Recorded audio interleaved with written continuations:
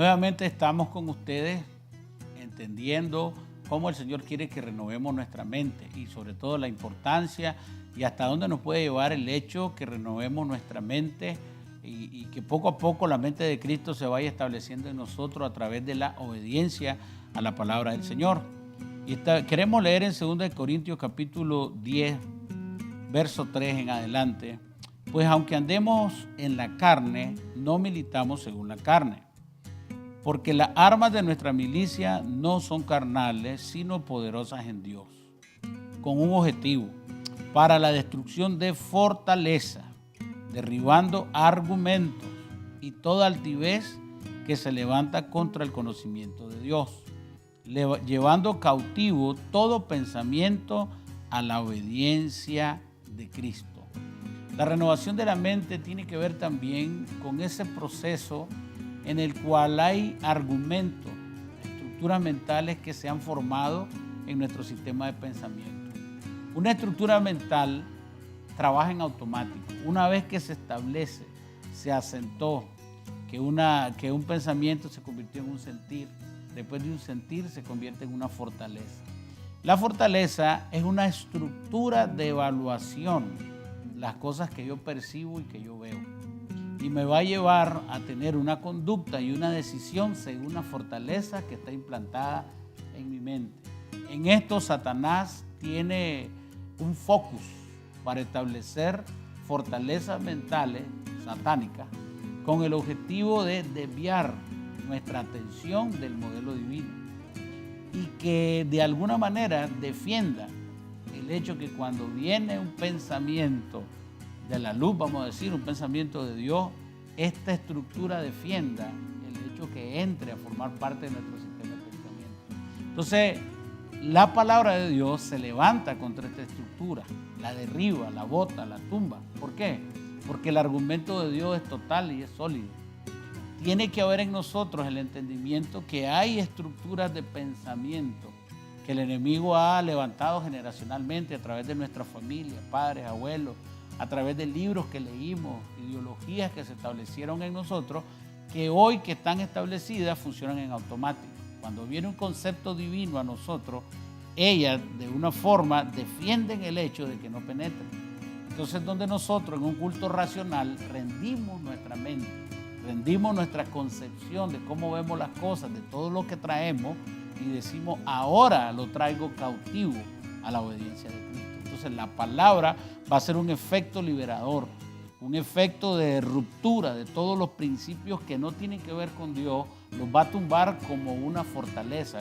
Hablemos de un muro, de aquellos muros que protegían a las ciudades en la época medieval, que si vos lograbas botar el muro, vos llegabas hasta donde estaba el rey. Entonces la fortaleza tiene que ver con recubrir, proteger eso que se quiere conquistar, que es nuestra mente, precisamente nuestro sistema de valoración de las cosas. Se va a defender con estructuras mentales que algunas no las establecimos conscientemente, algunas fueron inconscientemente, algunas tienen que ver con traumas, porque generalmente traumas de nuestro pasado provocan que nosotros establezcamos estructuras alrededor de nuestros conceptos, nuestra forma de vivir. Entonces dice uno, es que yo no salgo a la calle porque tengo miedo de... En algún momento ocurrió un evento que lo introdujo en un ámbito de temor y que ahora él no practica o no va a la calle o no vive cierta libertad por lo que vivió. Entonces, estas estructuras, la palabra de Dios las tumba, porque tiene el objetivo de ir a esa estructura para establecer los pensamientos de Dios que son de bien y no de mal. Esto de la fortaleza es como lo mirábamos en las ciudades antiguas. Las ciudades antiguas eran protegidas por murallas y el objetivo de esas murallas o fortaleza era que el enemigo o que nada pudiera entrar a través de esas murallas. Entonces lo que hace una fortaleza básicamente, pastor, es controlar nuestro sistema de creencia, gobernar nuestro sistema de creencia, porque si gobierna nuestro sistema de creencia, gobierna quiénes somos nosotros. Entonces muchas veces la fortaleza, usted lo decía, vienen alimentadas por la cultura, por lo que hemos vivido, pero también vienen alimentadas por algunas condiciones que están en nuestro corazón.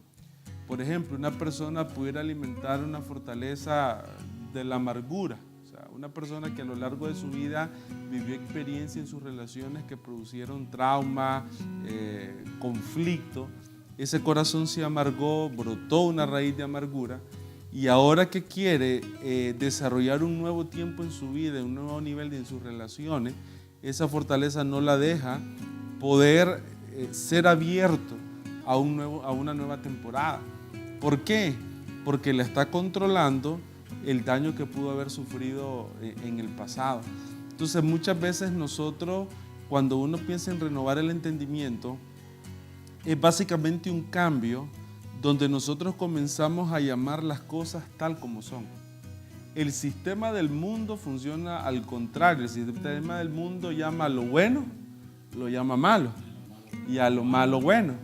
Pero el sistema de Dios lo que hace es agarrar nuestro sistema de pensamiento y llamar a lo bueno bueno y llamar a lo malo malo y direccionarnos a eso.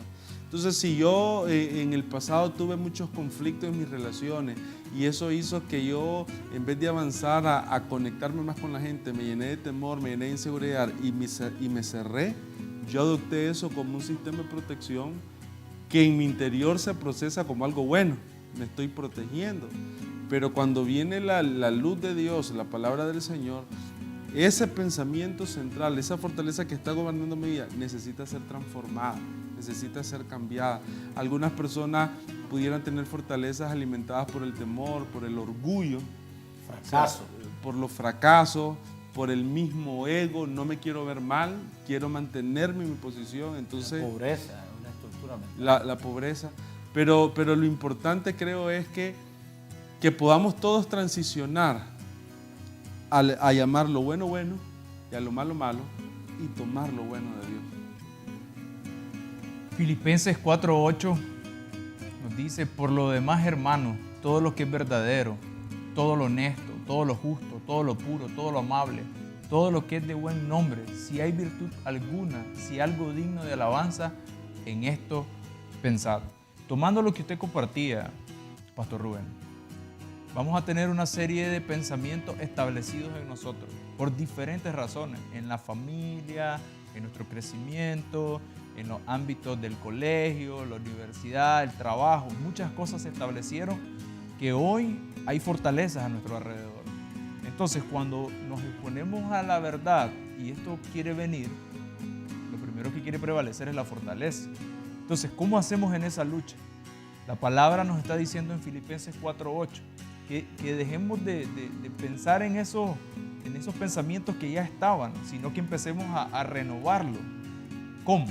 Comenzando a pensar en lo bueno, en lo honesto, en lo justo. ¿En base a qué? ¿A mis pensamientos?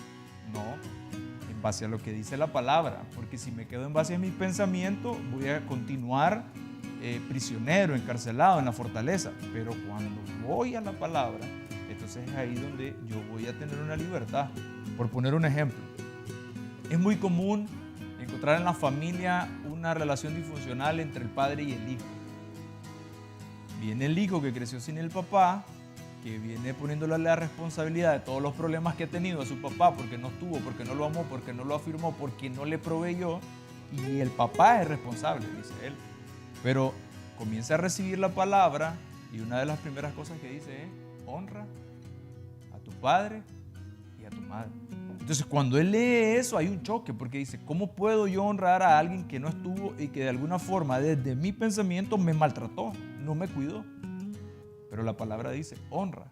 Y entonces es ahí donde hay un primer choque, pero cuando se da cuenta que todos los años que ha tenido algo en el corazón contra él no lo deja avanzar y ahora se abre a esto, entonces se introduce en un tiempo donde viene una sanidad en el corazón y él comienza a honrar a su padre.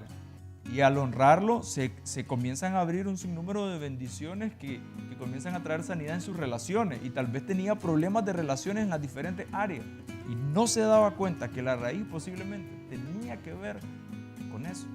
Entonces muchos le dijeron: no, hombre, no lo perdoné.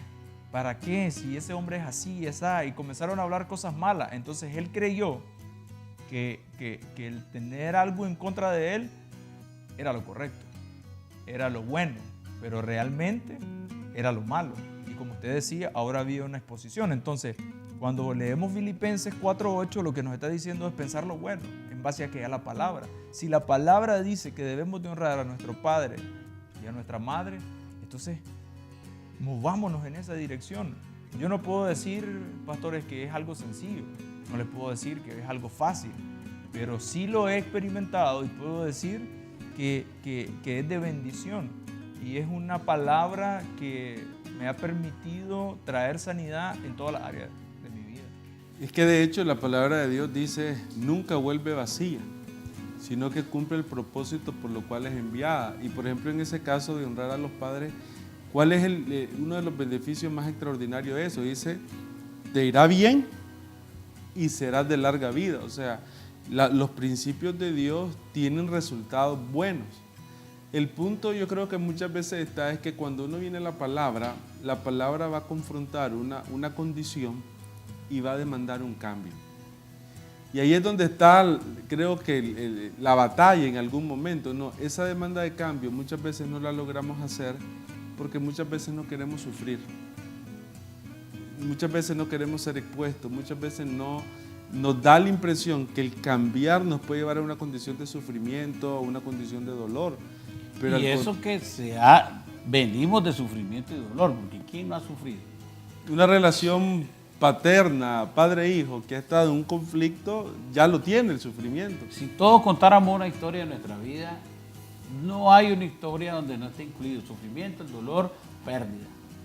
El asunto es el siguiente. ¿Necesitamos o no necesitamos una mejoría? Necesitamos. ¿Necesitamos o no necesitamos un cambio? Necesitamos. Entonces usted decía, lo bueno, lo justo, lo agradable, lo que tiene virtud, lo que es digno de alabanza, todo eso lo cumple la Sagrada Escritura. Todas esas cualidades lo cumple la Sagrada Escritura y dice Filipenses, en esto pensad. Si realmente yo me he abierto, porque ese es un problema, cerrarme y no querer cambiar. Porque lo primero es querer. Jesús dijo, el que quiera venir en pos de mí, tome su cruz y niéguese a sí mismo. Si yo quiero que algo pase diferente, tengo que abrirme a un pensamiento diferente.